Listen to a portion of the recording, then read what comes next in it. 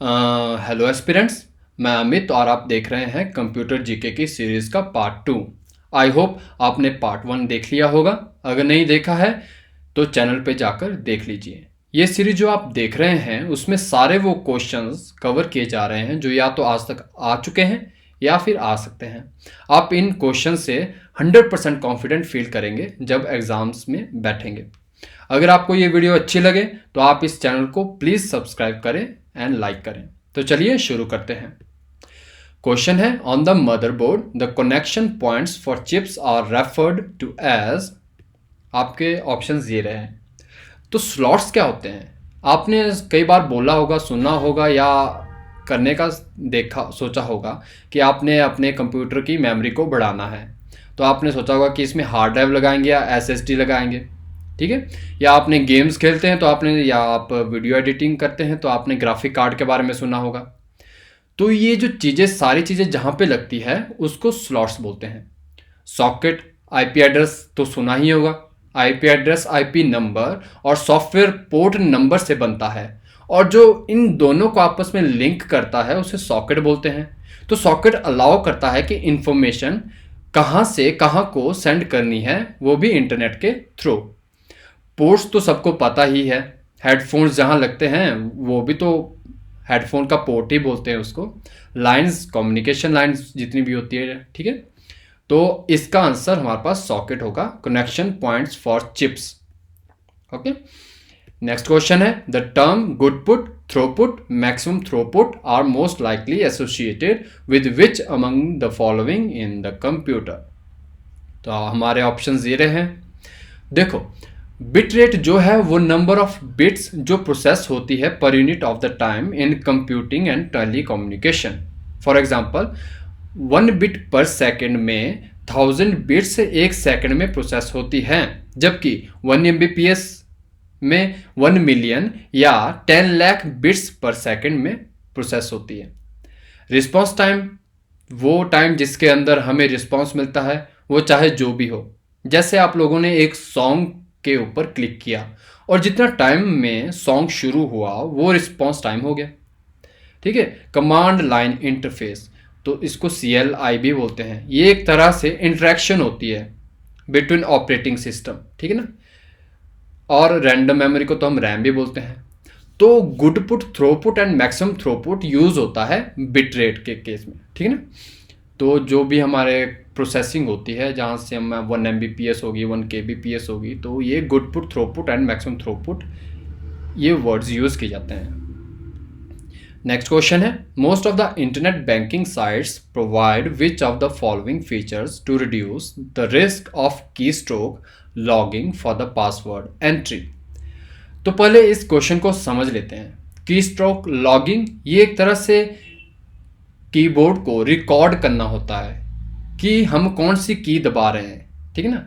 इससे यूज़र को पता ही नहीं होता है कि हम यहाँ पे टाइप कर रहे होते हैं, तो हमें पता ही नहीं होता कि कोई हमारा कीबोर्ड को रिकॉर्ड कर रहा है कि हम कौन कौन सी कीज़ को दबा रहे हैं। तो अगर इस रिकॉर्डिंग को रोकना है और इस रिस्क को रिड्यूस करना है तो उसके लिए बैंकिंग वाले वर्चुअल कीबोर्ड का यूज़ करते हैं, जो आपके स्क्रीन पर दिखता है कीबोर्ड, ठीक है ना। और आप माउस के साथ पासवर्ड वगैरह को एंटर करते हैं। तो इसका आंसर आपके ऑप्शंस ये रहे हैं, तो आपको डायरेक्टली इसका आंसर मिल रहा है वर्चुअल कीबोर्ड। नेक्स्ट क्वेश्चन है, while working on MS word which among the following is the command for undo. इसका आंसर तो आप सबको पता ही होगा, पर ये एक ज़रूरी क्वेश्चन है तो इसलिए इसको ऐड यहाँ पे किया गया है। Ctrl+A होता है सिलेक्ट ऑल के लिए, Ctrl+Z या Z होता है अनडू के लिए, Ctrl+Y होता है टू अनडू, इसको हम ऐसे बोलते हैं कि रिवर्स करना अनडू को, ठीक है ना। ठीक है, तो इसको ऐसे समझ लो कि आपने अनडू किया, फिर आपको लगा पता कि नहीं हमने अनडू नहीं करना था, फिर आप उसके लिए Ctrl+Y दबाते हैं। और Ctrl+C होता है कॉपी के लिए। ओके, तो इसका आंसर क्या हो गया? अनडू का क्वेश्चन है तो Ctrl+Z या Z। नेक्स्ट क्वेश्चन है, विच among the following is a payment card technology. तो एस्पिरेंट्स EMV एक पेमेंट मेथड होता है जो बेस्ड होता है टेक्निकल स्टैंडर्ड्स के ऊपर कि क्या स्टैंडर्ड होना चाहिए कार्ड्स के लिए, ठीक है ना। ईएमवी की फुल फॉर्म होती है Europay, master card and visa. ये 3 कंपनियां हैं जिन्होंने स्टैंडर्ड्स सेट किए हैं कि पेमेंट कार्ड के लिए क्या क्या रिक्वायरमेंट होनी चाहिए। जैसे हमारा रुपए कार्ड हो गया, ठीक है, तो रुपए में क्या क्या क्वालिटीज़ होनी चाहिए कि उसको यूज़ किया जा सकता है मार्केट में। तो उन्होंने एक स्टैंडर्ड किया है सेट कि ये चीज़ें तो होनी ही चाहिए। एंड जो सारे ऑप्शंस दिख रहे हैं वो सारे पेमेंट कार्ड टेक्नोलॉजी का पार्ट है और यूज़ किया जाता है सब सारी इन ऑप्शंस को। तो आंसर क्या होगा? D, option D, all of them. Next question है, what is the name of the digital circuit that performs arithmetic and logical operations in computer? हमारे ऑप्शंस ये रहे। तो अर्थमेटिक लॉजिकल यूनिट परफॉर्म करता है अर्थमेटिक। अर्थमेटिक मतलब क्या? Plus minus multiply division. And logical operations मतलब greater than and less than. ये एक पार्ट है कंप्यूटर प्रोसेसर का जिसे हम सीपीयू कहते हैं। तो फर्स्ट ऑप्शन क्या है? सीपीयू का पार्ट है। और कई जगह अर्थमेटिक लॉजिक यूनिट को डिवाइड किया जाता है 2 यूनिट्स में, जिसमें अर्थमेटिक यूनिट अलग से होती है, जहाँ पे अर्थमेटिक यूनिट का काम अलग से होता है और लॉजिक यूनिट का काम अलग से होता है। और दूसरी तरफ मल्टीप्लेक्सिंग एक टेक्निक है जिसमें बहुत सारे एनालॉग और डिजिटल सिग्नल को कंबाइन किया जाता है सिर्फ एक सिग्नल में, और आगे उसी सिंगल सिग्नल को शेयर किया जाता है या सेंड किया जाता है, ठीक है। थर्ड ऑप्शन में हमारे पास है डिजिटल कंपैरेटर, और ये किसी 2 नंबर को बाइनरी डिजिट में लेता है, ठीक है ना। मतलब 2 नंबर हमने ऐड किए, उसको ये कंपैरेटर क्या करेगा? उसको बाइनरी डिजिट में कन्वर्ट करेगा पहले तो, और फिर कंपेयर करेगा कि कौन सा बड़ा है कौन सा छोटा है, ठीक है।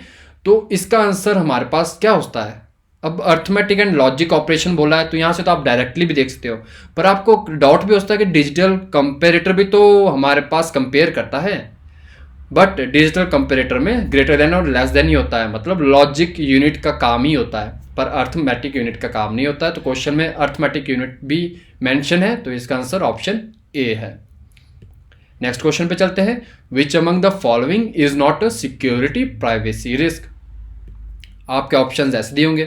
अब ऑप्शन डी, फिशिंग। फिशिंग क्या होता है? फिशिंग होता है एक फ्रॉड तरीके से कलेक्ट की गई इंफॉर्मेशन। इसमें यूजर का नेम, पासवर्ड और उसके अकाउंट से रिलेटेड बहुत सारी चीज़ें कलेक्ट कर ली जाती है। जैसे आपका अकाउंट नंबर कर लिया कलेक्ट, आपका क्रेडिट कार्ड नंबर, आपका मोबाइल नंबर, सब कुछ, और उसका मिसयूज़ किया जाता है। वहीं वायरस और हैकिंग के बारे में तो सबको पता ही है कि क्या होता है। और स्पैम, लास्ट में आता है स्पैम।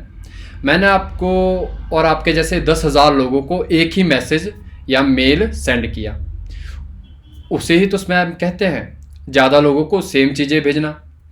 अब अगर उसमें मैंने वायरस सेंड किया है और आपने ओपन नहीं किया तो कोई प्रॉब्लम नहीं होगी, अगर किया तभी प्रॉब्लम हो पाएगी, ठीक है ना। तो बाकी सारे ऑप्शंस में से ऑप्शन ए ही है जिसमें प्राइवेसी रिस्क बहुत कम है अगर आपने ओपन किया मेल, और या है ही नहीं अगर आपने मेल को छुआ भी नहीं है, ठीक है। तो इसका ऑप्शन ए है आंसर। नेक्स्ट क्वेश्चन है, विच among the following is the correct about 4GL? Sorry, following is correct about 4GL। तो मैं आपको इस ऑप्शंस दिखाने से पहले इसकी फुल फॉर्म बता देता हूँ। 4GL की फुल फॉर्म होती है 4th जनरेशन प्रोग्रामिंग लैंग्वेज। मतलब क्या होता है? प्रोग्रामिंग लैंग्वेज है 4th जनरेशन की। तो आपको ऑप्शन इसमें लग जाएगा पता, प्रोग्रामिंग लैंग्वेज आपको ऑप्शन डी सामने दिख जाए, ठीक है। तो आपको सिर्फ इतना सा रखना है कि प्रोग्रामिंग लैंग्वेज है, तो ऑप्शन डी पे क्लिक करो और आपका क्वेश्चन सही हो जाएगा। नेक्स्ट क्वेश्चन है, a hybrid computer is one which exhibits the features of, options है हमारे पास। अब हाइब्रिड से तो पता ही चल रहा होगा, ठीक है। हाइब्रिड क्या होता है? 2 या 2 से ज़्यादा का कोई कॉम्बिनेशन होता है। तो यहाँ पे 2 या 2 से ज़्यादा का कॉम्बिनेशन कहाँ दिख रहा है? ऑप्शन डी में। तो बोथ ए एंड बी। तो आप इस क्वेश्चन को ऐसे भी कर सकते हो, क्योंकि सारे तो कंप्यूटर्स ही हैं। एनालॉग भी तो कंप्यूटर ही होता है, जैसे पुराने टाइम में यूज़ होता था। डिजिटल कंप्यूटर्स है जैसे आज के टाइम में यूज़ होते हैं, ठीक है ना। मेन फ्रेम कंप्यूटर्स भी होते हैं। तो बोथ ए एंड बी, तो आपका ऑप्शन ये राइट रहेगा। नेक्स्ट क्वेश्चन है, the load instruction is mostly use to designate a transfer from memory to a processor register known as. आपके क्वेश्चन ऑप्शंस ये है। अब क्वेश्चन में बोला गया है कि जो इंस्ट्रक्शन हमने दी है कंप्यूटर को, वो मेमोरी से प्रोसेसर रजिस्टर तक कौन भेजता है, जहां पर जाकर लास्ट में रिजल्ट निकलता है।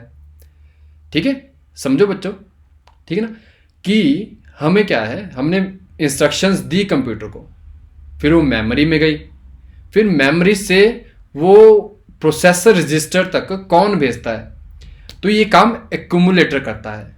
ठीक है ना, तो इसका सही आंसर ऑप्शन ए रहेगा। Next question, which of the following is a part of central processing unit, जिसको हम क्या बोलते हैं, सीपीयू भी बोलते हैं। तो प्रिंटर आपको पता है कि सीपीयू में नहीं आता है, न कीबोर्ड और माउस ही सीपीयू का पार्ट है, तो इसका आंसर होगा ऑप्शन डी। तो आपको बता दूं कि सीपीयू के 3 पार्ट्स होते हैं, कंट्रोल यूनिट, रजिस्टर्स, जैसा हमने प्रोसेसर रजिस्टर ऊपर पढ़ा, अभी ऊपर वाले क्वेश्चन में ही किया है, और थर्ड होता है अर्थमेटिक एंड लॉजिक यूनिट, जिसके बारे में हम पहले पढ़ चुके हैं। Next question, the most frequently used instructions of a computer program are likely to be fetched from. इस क्वेश्चन में तो सामने ही दिख रहा है, आपने ऑप्शंस देख लो, कि हार्ड डिस्क, रैम और रोम आंसर नहीं हो सकते हैं।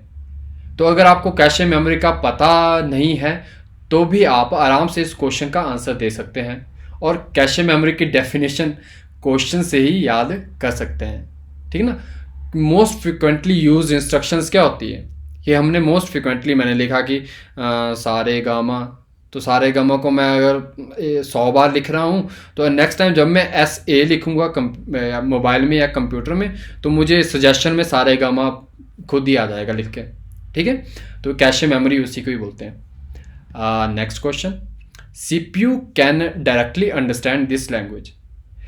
इस क्वेश्चन में तो सोचना ही नहीं है कुछ भी। ठीक है ना, आपको पता है क्या, कंप्यूटर क्या है, एक मशीन, CPU क्या है, एक मशीन है। तो जैसे हम इंसान की लैंग्वेज समझते हैं, वैसे ही मशीन की लैंग्वेज समझेगी। तो बस ऑप्शन सी को टिक करो और क्वेश्चन ठीक करो। ठीक है, तो आज के लिए इतने ही क्वेश्चंस। नेक्स्ट पार्ट में और क्वेश्चंस आएंगे, तो join for the next part. Okay, thank you.